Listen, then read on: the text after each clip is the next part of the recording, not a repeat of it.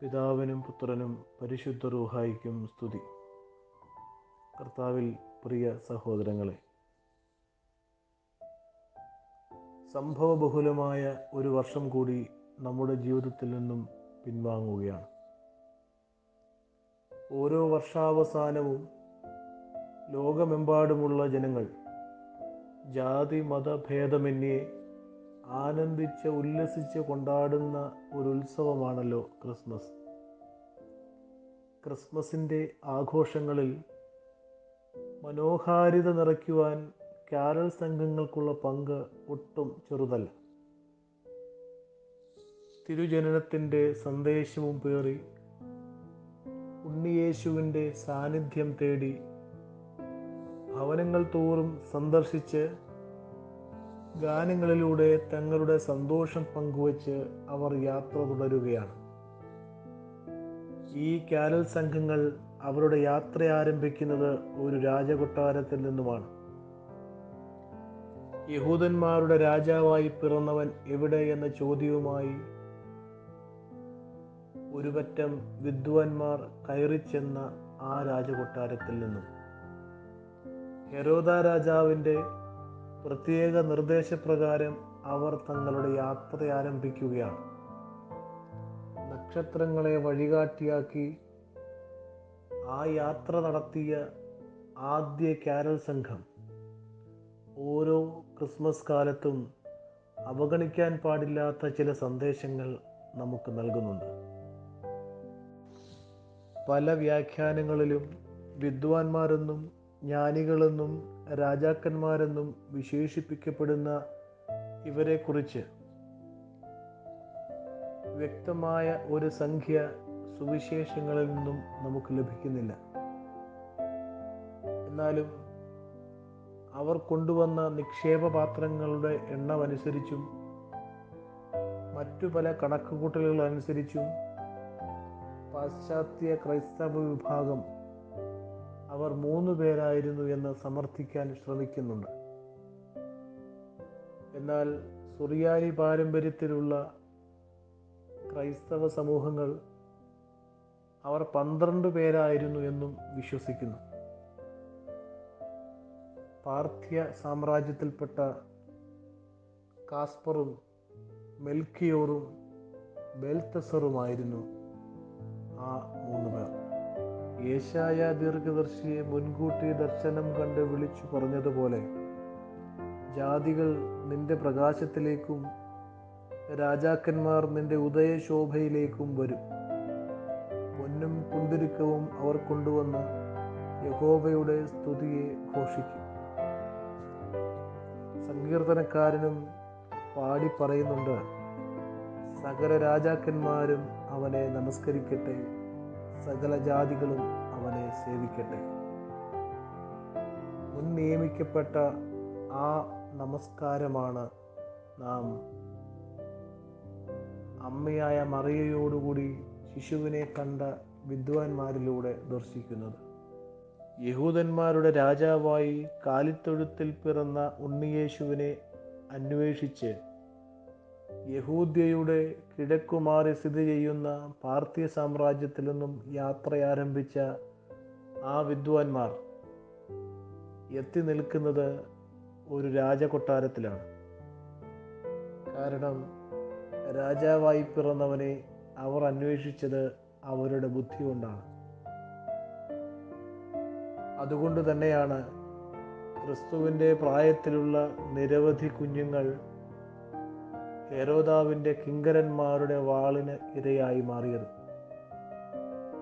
പലപ്പോഴും നമ്മുടെ ദൈവാന്വേഷണങ്ങൾ നമ്മുടെ ബുദ്ധി കൊണ്ടാകുമ്പോൾ നമുക്ക് മാത്രമല്ല, നമുക്ക് ചുറ്റുമുള്ള മറ്റു പലർക്കും അത് ഒരു വലിയ അപകടമായി മാറാൻ സാധ്യതയുണ്ട്. എങ്കിലും അവർ അവരുടെ ജീവിത സാഹചര്യങ്ങളെയും സൗകര്യങ്ങളെയും പിന്നിൽ മറന്ന് ദീർഘദൂരം പിന്നിട്ട് ആ രാജകീയ ശിശുവിൻ്റെ സന്നിധിയിലേക്ക് യാത്ര തിരിക്കുകയാണ്. ചില യാത്രകൾ അങ്ങനെയാവണമെന്ന് അവർ പഠിപ്പിക്കുന്നു. ആ ആഗ്രഹങ്ങളിലേക്ക് യാത്ര തിരിക്കുമ്പോൾ പല സൗകര്യങ്ങളും നാം വിസ്മരിക്കേണ്ടതുണ്ട്. ജീവിത ശൈലികൾ പലതും പിന്നിൽ ഉപേക്ഷിക്കേണ്ടതുണ്ട് എന്ന് അവർ വ്യക്തമായി പഠിപ്പിക്കുന്നു. യഹൂദയുടെ അധിപനായ ഹെരോദാവിനെ ഭ്രമിപ്പിക്കാൻ തക്കവണ്ണം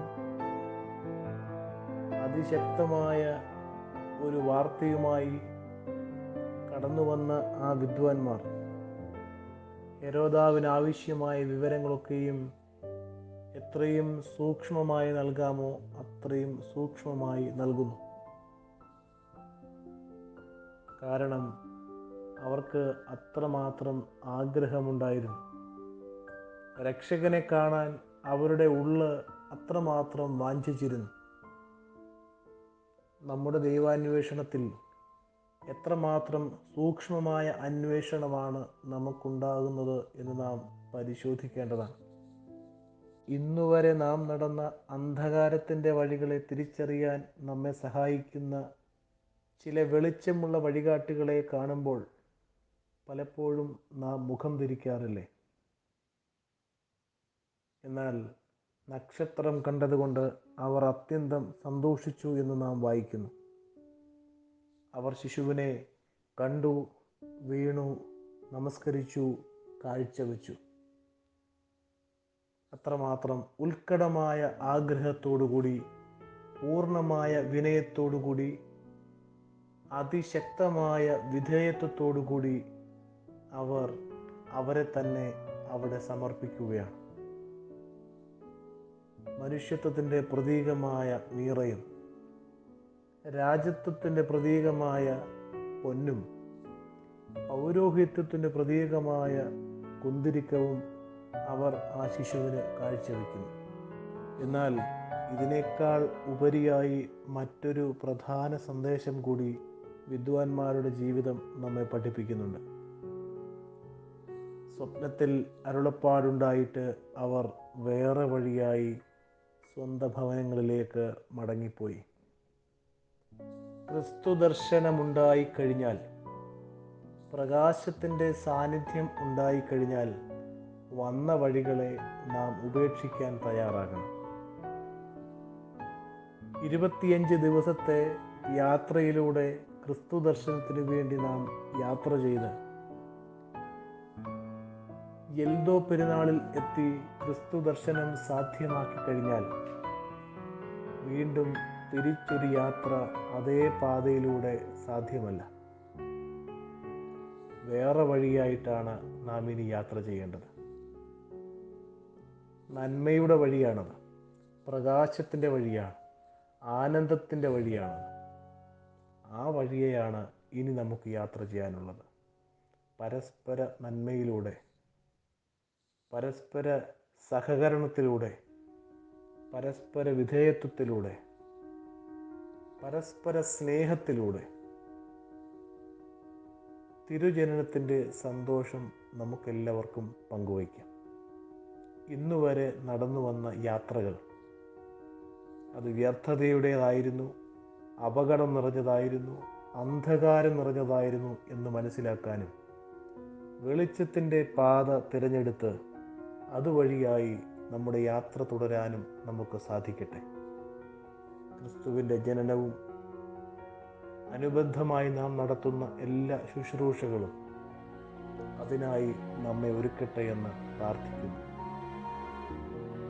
പിതാവിനും പുത്രനും പരിശുദ്ധ റൂഹായിക്കും ഇപ്പോഴും എപ്പോഴും എന്നേക്കും